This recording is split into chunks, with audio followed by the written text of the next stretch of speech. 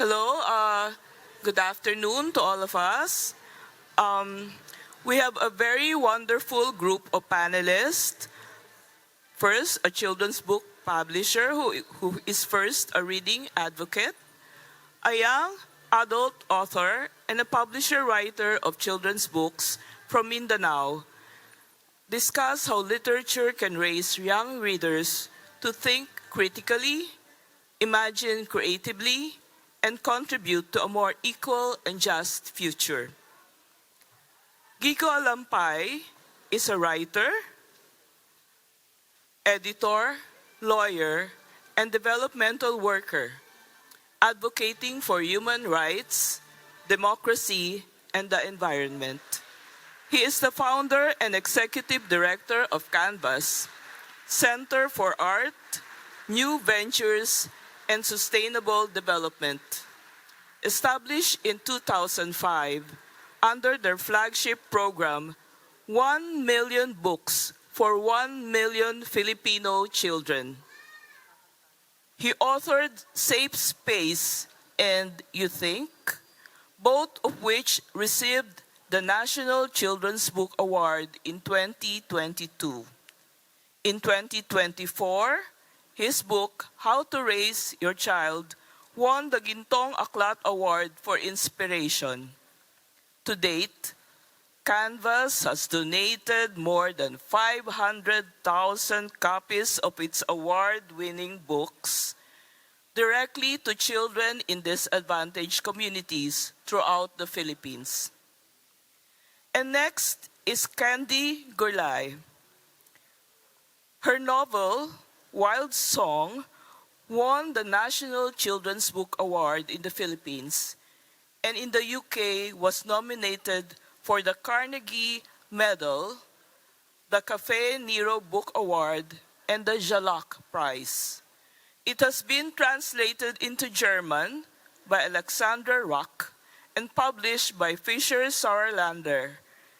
Candy was born in the Philippines, grew up under the Marcos dictatorship, and was a journalist for the opposition press.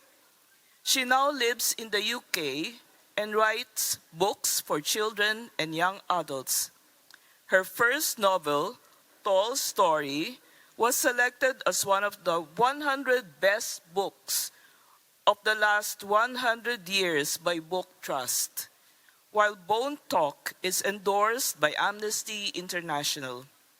She is also a comics creator and was runner-up for the Faber Graphic Short Story Prize in 2024. Mary Ann Ordinario has written 52 books for children. Her stories have won various awards in the Philippines and other countries.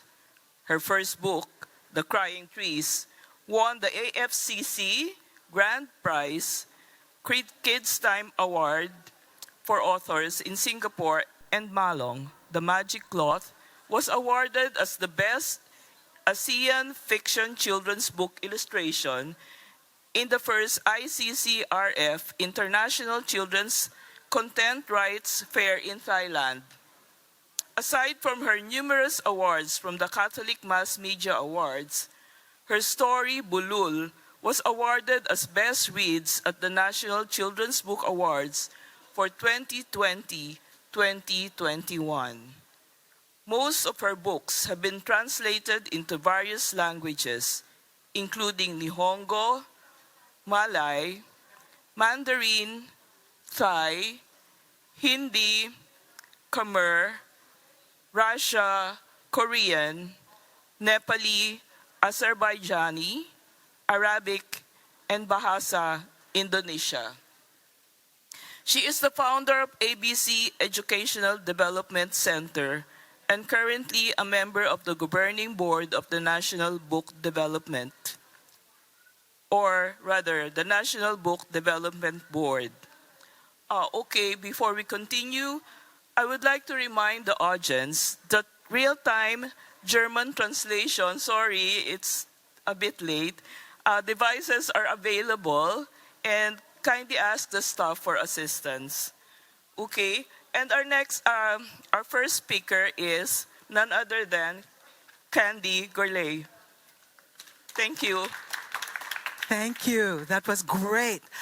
Good afternoon. I'm standing up because I always stand up when I speak.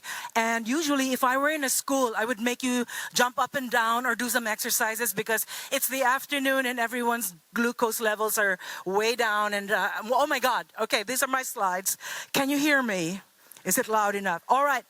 It took me 9 years to get a literary agent in London. I live in London, and I spent 9 years trying to get a literary agent. And one literary agent said, I don't think I can sell your books because you're writing books that are set in England with English characters, with English situations. Where is the Filipino in this book? And I realized that I was writing these books that I thought would fit a British market. But I also thought it was a bit racist to tell me that because I was Filipino, I couldn't write anything else. I learned something though, because at the time I was writing what I knew. I was writing about England, where I lived. But there was something that was making my writing not as good. I was not writing who I was. It was important for me to write who I am. And I started to search for stories about being a Filipino. And I thought, what was it about being a Filipino? What marked us out away from all the other people in the world? Well, one of the things that happens in the Philippines is disaster. And here is an earthquake I prepared for you earlier. It happened in Bohol. Well, the Philippines is a land of disaster. We sit on the earthquake belt. We had an earthquake recently. Churches tumbled down. We have typhoons. We have tsunamis. Everything is thrown at us because we're on the edge of the Pacific Ocean. So we are a people who know how to live through disaster. The other thing about the Philippines is we are very poor. And so our populations leave in order to make a living in other countries. And at the time that I moved to England, there were a lot of nurses moving to other countries to work abroad. The other thing about the Philippines is we are Catholics. We are the only Catholics in Southeast Asia. But our interpretation of Catholicism is domesticated to the Filipino beliefs. And so here is a woman that I interviewed many, many years ago. She was a faith healer. And when I interviewed her, I said, "Oh, so what is it like to be a faith healer?" And she goes, "Just a minute, I'm just going to channel the Santo Niño, the Christ child." And she closes her eyes. And then when she opened it again, she was the Christ child. And she said, "I am the Santo Niño. Do you have a question?" And that was when I realized that the way we practice our religion is nothing like any of the other Catholic populations in the world.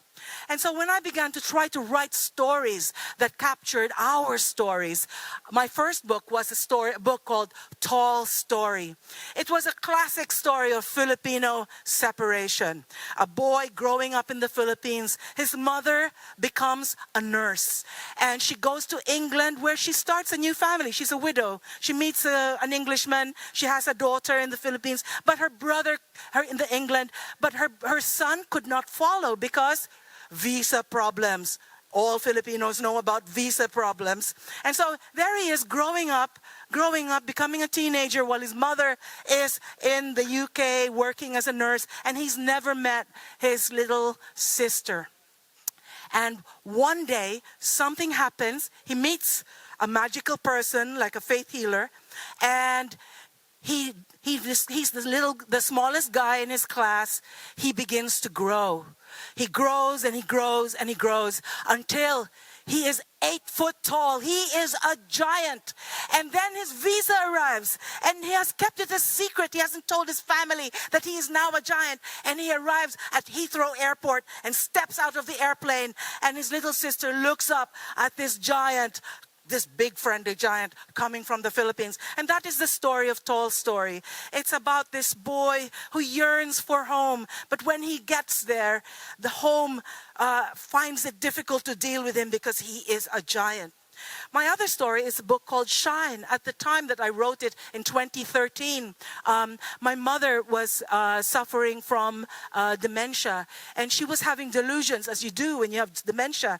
And she thought that she was me, so she would tell me stories about how she went to a park in England, and basically that was not her, that was me. So she thought that she was me, and I was so affected by it that I wrote a story about two sisters, twin sisters, and one sister, and there's something like that going on. But it's also the story of a teenager who's growing up on an island that's a little bit like the Philippines, where people are very superstitious, and they believe that if you light a candle in the window, the ghosts are going to come.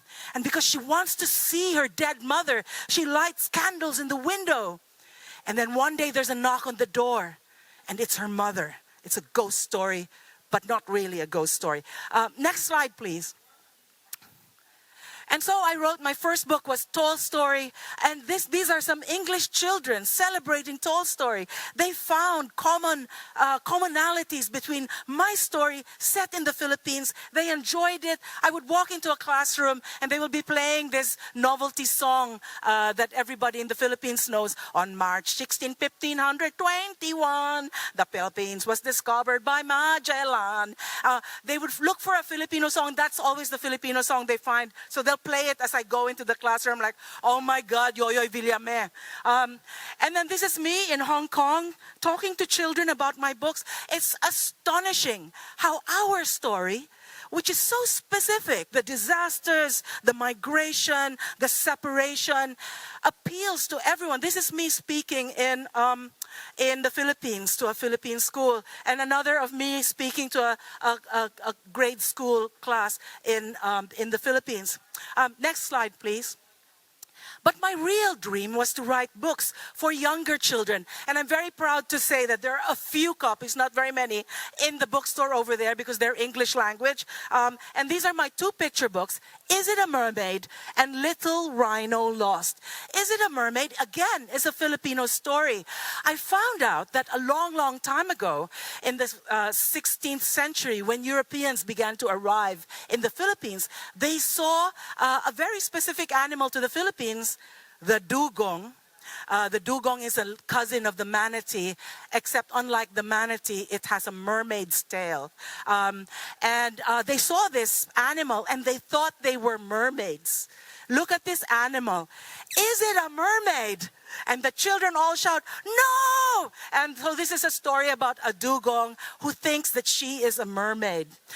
Little Rhino Lost is based on a little newspaper article I found, which said that thousands and thousands of years ago, in Manila, I don't know if any of you have been to Manila. Manila is like traffic, poverty, tall buildings, pollution.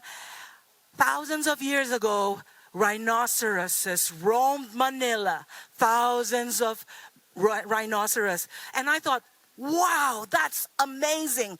So I did a little magical story of a little girl living in Cubao, which is where my family lives in the Philippines. And my illustrator, Jamie Bauza, just happened to live in Cubao. So if you look at the pictures in Little Rhino Lost, that's Cubao. And the little girl runs into a baby rhino and helps the baby rhino find his way home. And here I am reading Little Rhino Lost in England.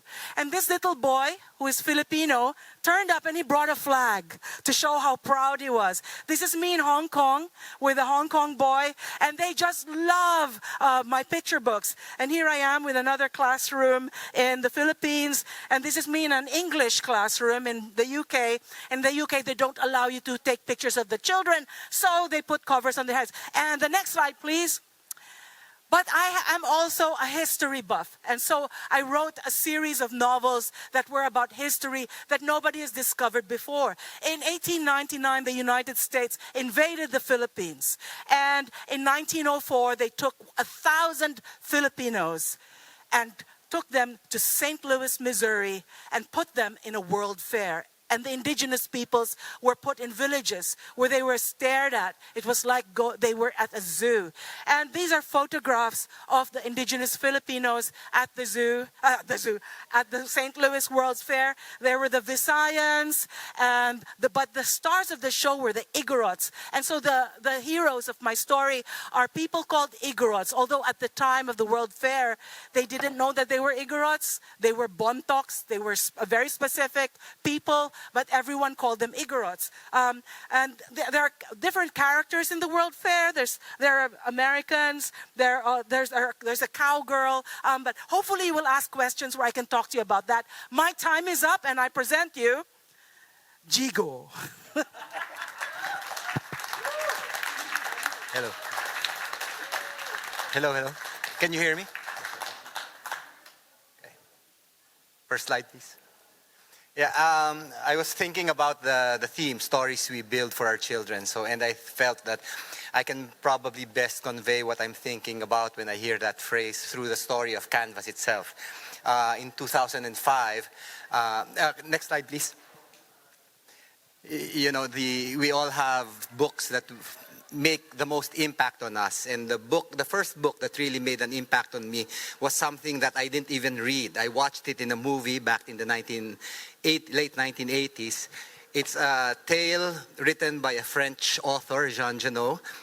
The title of the story tells the whole story. It's about a man who plants trees all his lives, and it's written in such a lyrical way that it was so inspiring, particularly in the context when I read it, because this was in 1987 or 88. We had just kicked out a dictator. I was a student in the University of the Philippines, so idealism was all over, and it was easy to get inspired. Next slide, please. So this is the book. Next slide, please. I spent maybe more than 10 years just thinking about the book. Finally, in 2004, I was able to cobble together a small grant. And I started looking and asking for the publisher whether I could obtain the rights to the story. And to my pleasant astonishment, he wrote back and told me that the author, Jean Genot, had in fact given the story away to the world for free, and that I should be free to do with it as I please. Next slide, please. So I found a young Filipino writer and a young artist. Can you click on it, please? And we produced Elias and his Trees. I didn't know anything about art. I didn't know anything about publishing. And all I thought was maybe if I got an artist, I could sell the paintings, and that could help publish more of the books. The book was such a huge success. All the paintings sold out. The book went on to become a finalist in the National Book Awards. So at the end of the day, I had a small pot of money, and I began thinking about what should I do with it next. Next slide, please. So this is now our flagship program. We build stories through a story writing contest. I commissioned an artist. In this case, this is Elmer Borlongan. I asked him to paint a painting, and we released the image on the internet, inviting Filipino writers from all over the planet to write a children's story based on it. Next slide, please. And the winning story is illustrated by the same artist. And these are paintings, so that's the model. When we launched next slide, please. When we launched the book, it's launched both as a book and as a solo exhibition by the artist. And using that model, next slide, please. We've now published more than 50 titles. Some of the artists, when we got them, they were very, very young, and some of them have gone on to, fantastic heights. Next slide, please. We've won our share of awards. Next slide, please. And we've begun delving into other fields, particularly thematic stories and activity books, so that we can talk to children about the issues that affect them in a way that's not intimidating. So we have books that talk about human rights. We have books that talk about climate change, fake news, data privacy. Next slide, please. And to make it more accessible, from the very, very beginning, we've made all our books available for downloading in both English and Filipino for free. Anyone, you can still go to our website and all our books will be there. You can download them all. Next slide, please. But still, we knew that there was nothing like the feel of an actual book. So in around 2011, we tried raising funds to begin giving away copies of our books to children in poor and disadvantaged communities all over the country. We have a target of 1 million books right now. Can you just keep on scrolling? Okay. So we have a lot of, please, keep on going. Okay. We're a small organization, so we rely on a lot of volunteers to give away our books. Canvas is politically agnostic. The military has given books away for us. The left has given books away for us. Doctors have given away books when they go on clinics. Students have brought our books when they're going out on field. Teachers have done the same. Next slide, please. And our books we do give to libraries, so we give libraries books for shared use. But the idea here is that we give the books directly to children. And for many of the children, it's the first book they get to call their own. And when they turn the first page on our book, what it says there is, "This book belongs to," and then we tell them, "Write your name because it's yours." Next slide, please. So it's now reached all corners of the Philippines. Next slide. This is a book on the rights of the child. Someone allowed us to publish 5,000 copies of this last year. And so we crossed the halfway point last year. So we're halfway through the million book target. So I wanted to emphasize the importance of a single book. Because when you have a book, it has a ripple effect that you never know where it goes. And I'll share with you our best, in the remaining time I have, I'll share with you our best story of that. Next slide. This is the contest piece that was painted by an artist, Liv Vinluan. Next slide. And this is the book that came out of it. It's the story, next slide please. It's the story of a child who was driven away from her home by war. Next slide. Next slide. So they're forced to flee their village. Next slide. And when they come back, everything is gone. Next slide. So it's basically a story of redemption, of how the little girl helps the village to heal. Next slide. Next slide. Now this was published sometime in 2012. In 2013, conflict broke out between Muslim separatists and the military in Mindanao in the southern Philippines. Next slide. Tens of thousands of families were forced to evacuation centers. And we felt this book and its story was so timely, we decided to send 3,000 copies, if I recall correctly. Next slide.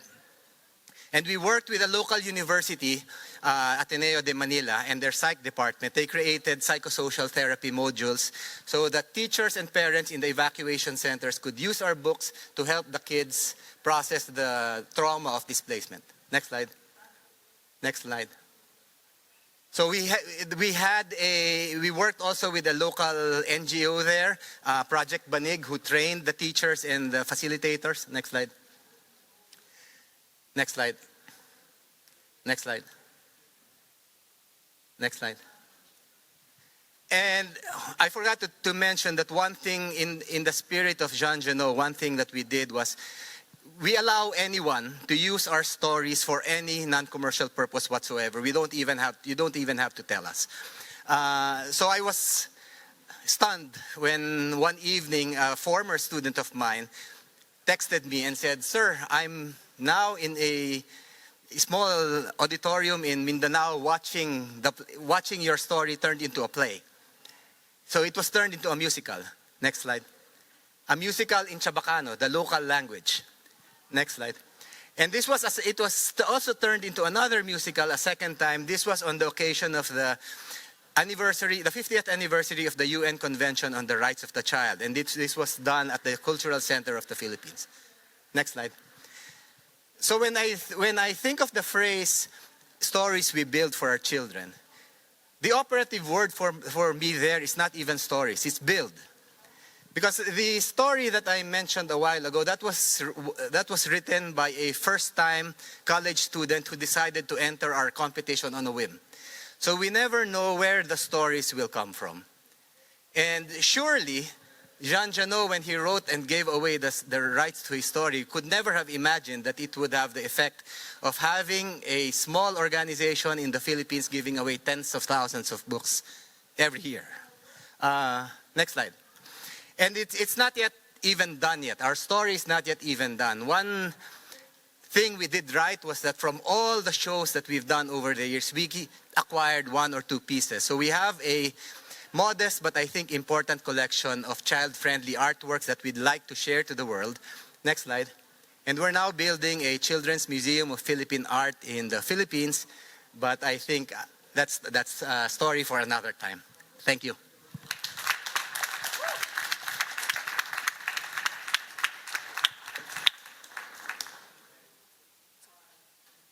Good afternoon, everyone. I'm so happy to be here with you, sharing the magic of stories.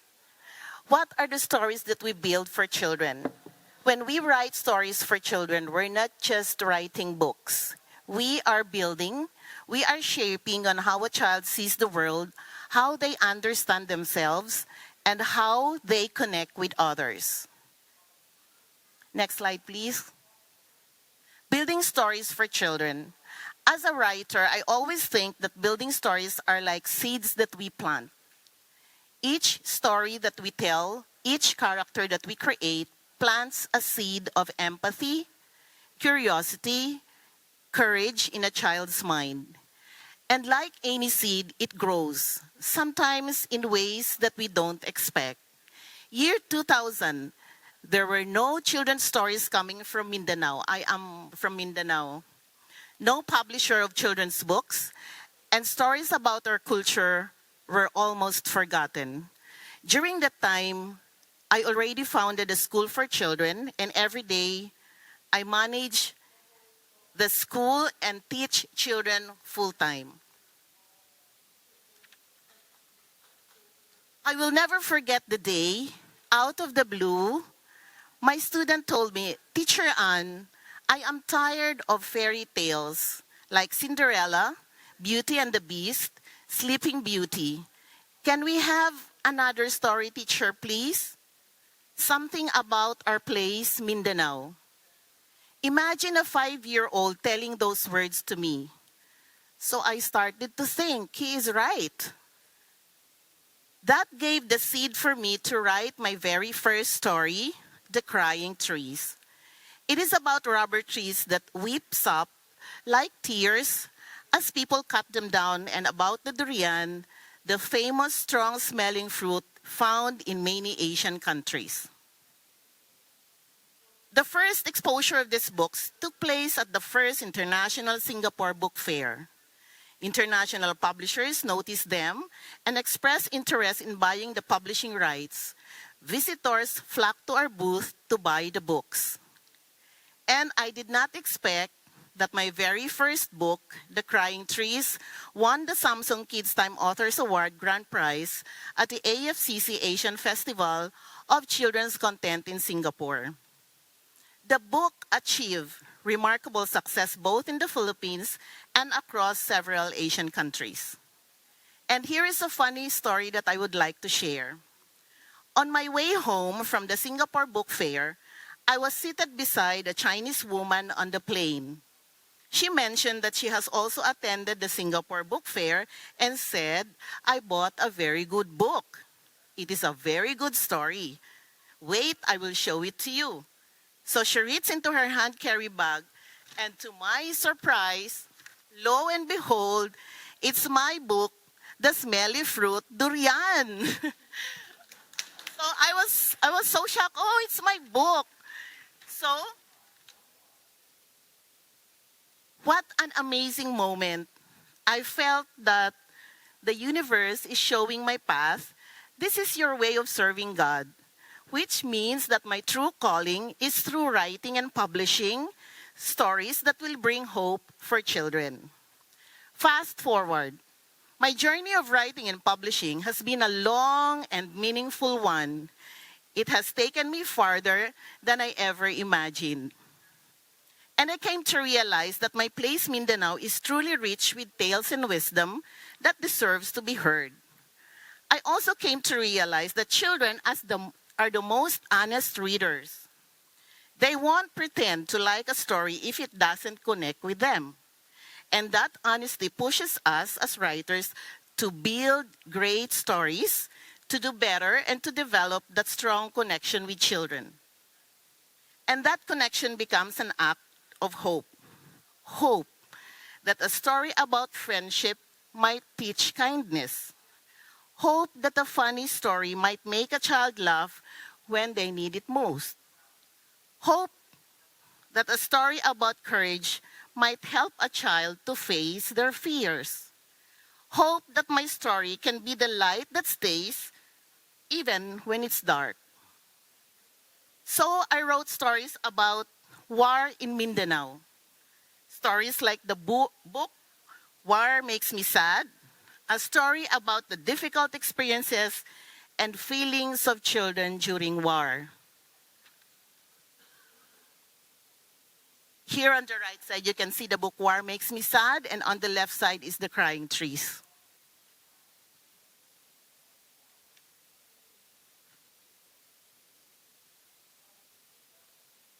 I also wrote Dearest Papa, a true-to-life story of a child who lost his father, who is a colonel during war. A Basket in War, here on the lower portion, is about a child hidden inside a basket full of banana leaves just to keep him safe. And these books became a source of comfort to children affected by war. They were read during therapy sessions to offer healing and hope. Next slide, please. So how do we choose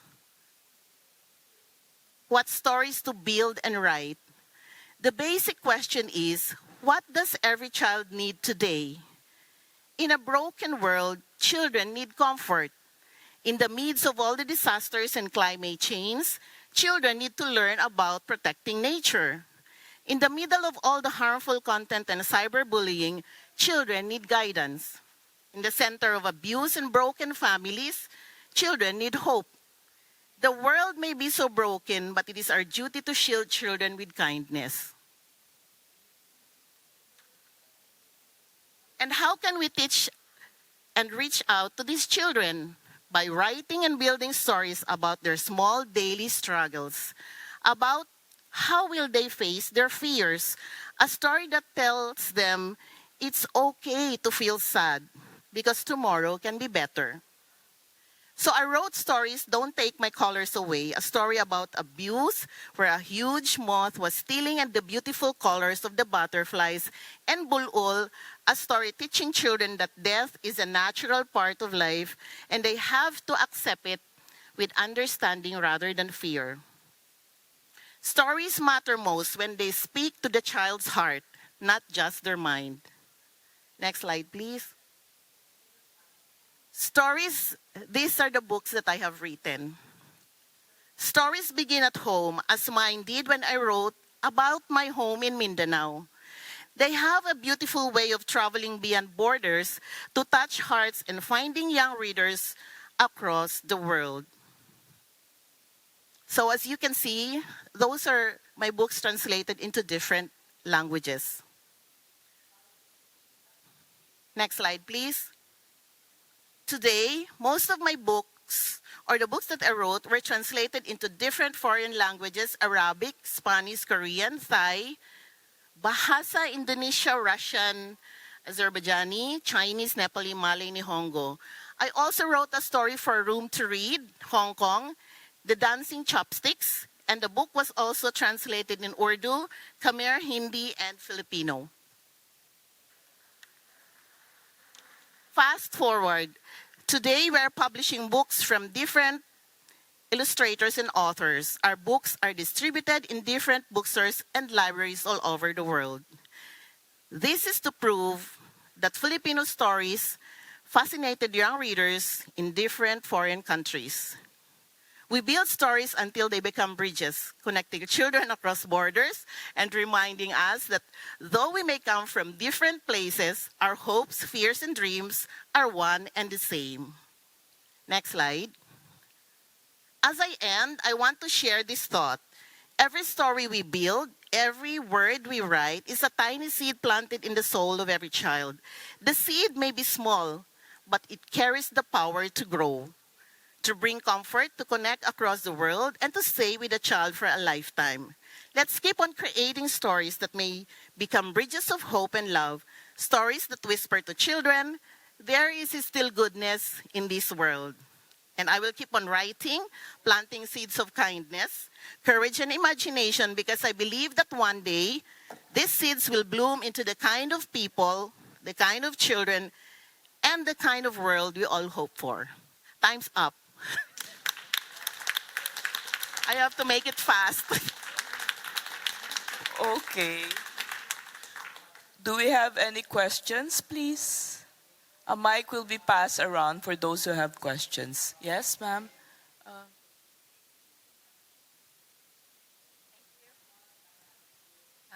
Thank you for your presentations. I loved all of it, what you said. If it's okay, I have a short story to share and then a question. Because in the morning we had a panel talk here about Mindanao and prejudices that some parts in the Philippines have concerning Mindanao, and then these prejudices are also found in the school books. And your panel now and the presentations made me think of a story that happened here actually in Austria, because I'm in Austria, and in our school, in my son's school, they sang a song about Christopher Columbus. And when you look at the lyrics, it's an old song. I still know it from my school time. Yeah, and when you look at the lyrics, it's a terrible song. It's about Christopher Columbus exploring the world and America, and then the indigenous peoples who shout, "Yay, he's here!" And yeah, it's. I was very shocked when I heard from my son that they sang this song, and they made a play out of it, or even, yeah. And then I contacted the teacher and complained, of course, and shared my thoughts about it, and she apologized. And yeah, next time I saw her, because there's always this day when you can go to school and talk with the teachers as parents, and then I wanted to discuss this with her, but she refused to discuss it. And now she's the history teacher of my son. And I'm watching very closely what they will learn in school. And I'm so glad that Candy, my son, has your book about Ferdinand Magellan. And I was so glad that we have this book at home and we can discuss about it and talk about it and read it together. And I would wish that these books would also be considered in our schools here in Europe. Yeah, that's hopefully, maybe this book fair can be one step towards having this literature also available for our children here. Yeah, and there's just this question. You described the project of the children's books that you distribute or share with children all around the Philippines. In which languages are these books available? In which Philippine languages? Yeah. Thank you. In the case of our books, it's all in either. It's bilingual. It's English and Filipino. We have done maybe a few books in other regional languages, but for the most part, it's available in English and Filipino. Can I just say something about my Magellan book? We say Magellan, by the way, in the Philippines. So this book is called Ferdinand.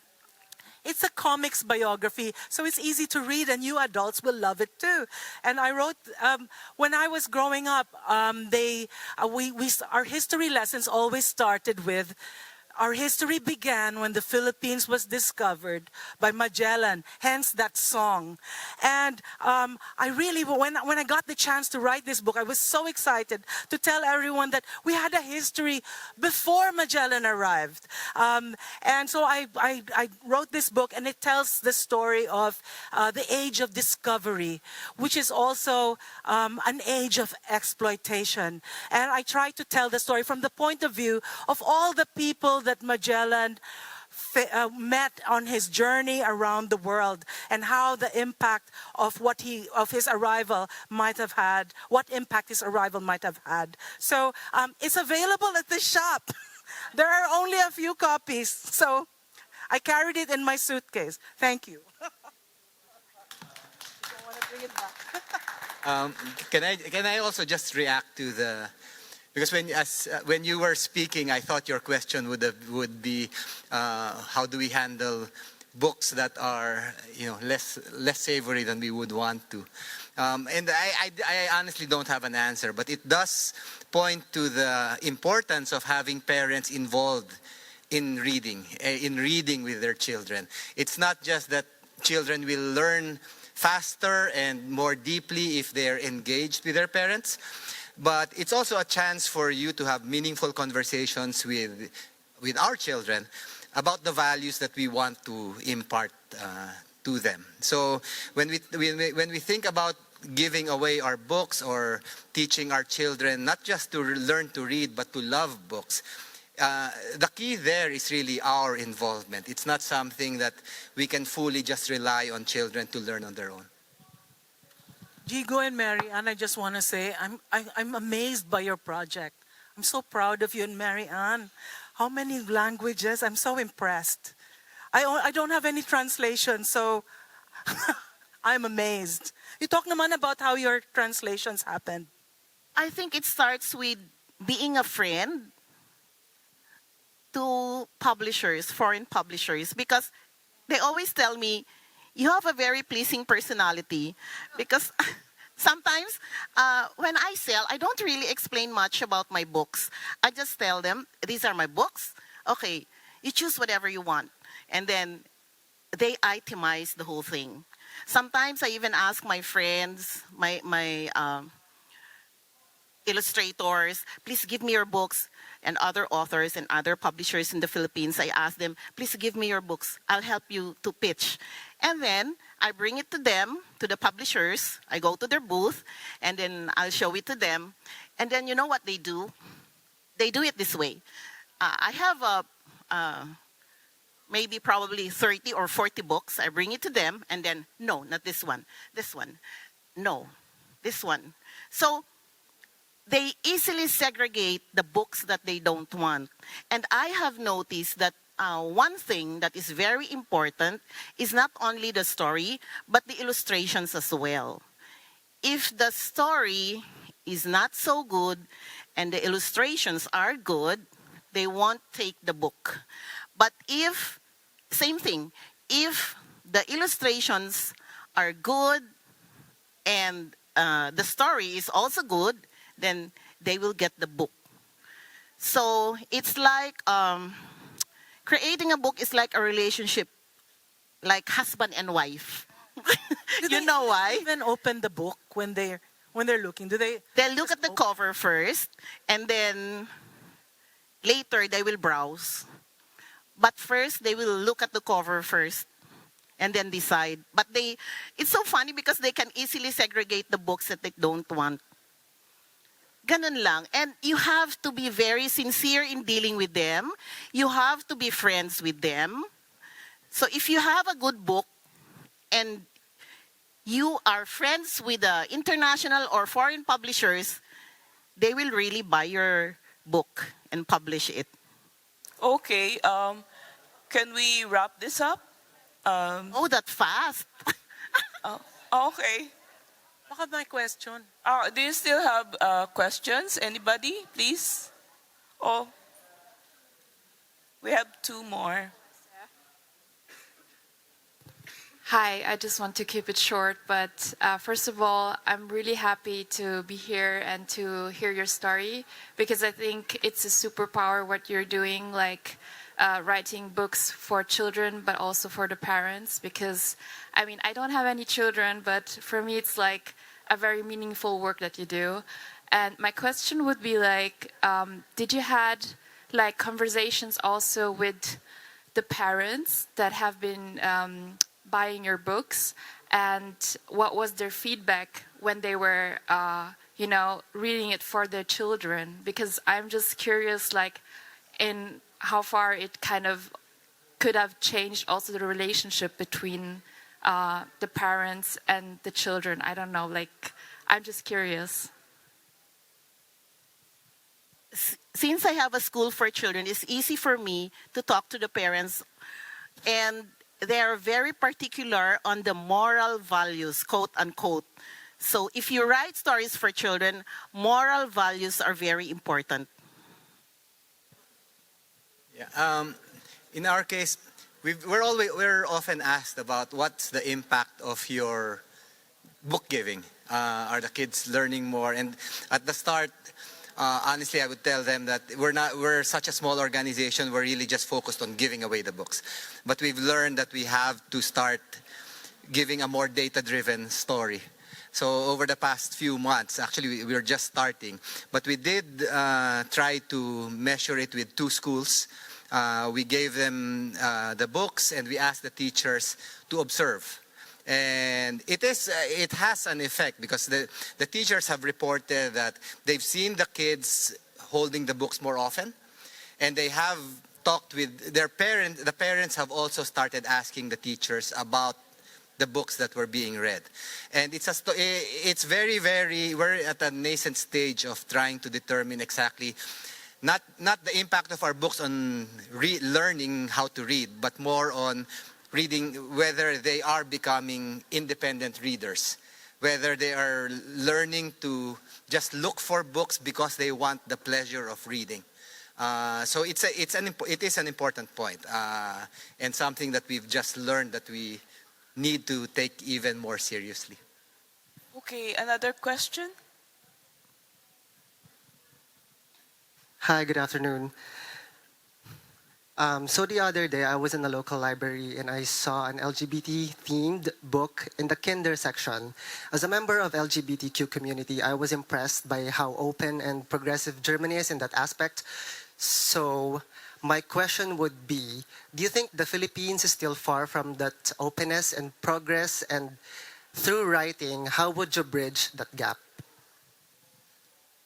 I don't live in the Philippines, so it's not, but I was really surprised when my book, Is It a Mermaid, came out, because I kind of knew that the mermaid was an LGBTQ symbol, but my story was a simple story, and it was based on historical discovery, you know, and I was really surprised when it was being flagged as an LGBTQ book, because the character is this dugong who wants to be a mermaid, and it's kind of like a story about identity. And I was just writing about a dugong who wanted to be a mermaid. But a lot of children really get back to me and say, "Oh, you know, they know who they are, and they see themselves in the stories, whether you intended it or not." Maybe in the Philippines, it's a slow, incremental growth. There's a lot of openness in older books in the Philippines, but in the Philippines, there's a much more conservative compared to the UK, where you will have a lot of LGBTQ picture books for much younger children. I think that this is a space that might evolve slowly in the Philippines. But what do you think, Mary Ann? For me, it's very difficult for parents to, accept a story about 2 people with the same sex, and it's a storybook for children, for 3, 4, 5, 6 years old, because this age is the time wherein the child is developing his character. So I don't think parents will buy the book if the story is about 2 people having a relationship with the same sex. That's the way we see it as a publisher. I'd like to, I will push back on that a little bit. One of our most recent stories was about, that won our competition. It was about this boy who likes wearing his mother's dresses. So it's about cross-dressing. And it was very, very well received. I think it won the Severino, the Children's Book Award, before. And there are books about LGBT that are available all over in bookstores. Whether parents are buying them, I think enough parents are buying them, but no one's forcing anyone to buy any book. Right. But I do think that that Philippine society, conservative as it may look, is not as conservative. We have many books that talk about very controversial topics. We ourselves talked about the drug war through children's books at the height of Duterte's regime. And to my surprise, because it was another book that talked about Tokhang. Tokhang is the sudden disappearances of suspected drug addicts, but couched in a children's story. And I was very surprised that it won the National Children's Book Award that year. So even within government, there are people who will push back in ways that are, shall we say, anti-establishment. So I think it's not as conservative country, or in terms of art, in terms of literature. It's a very rich country, a very diverse country, and something that anyone who visits the Philippines will find something to be proud of. Thank you. Okay, thank you very much for listening to our panelists today.